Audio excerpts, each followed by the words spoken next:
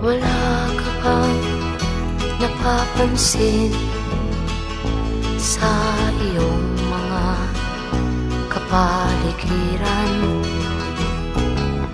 Kay dumi na ng hangin, pati na ang mga ilog natin. Hindi nga masamang pagunlad at malayo-layo na rin ang ating narating.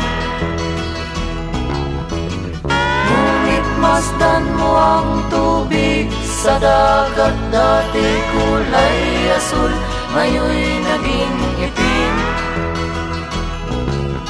Ang mga duming ating ikinalat sa hangin, sa langit, huwag na nating paabutin.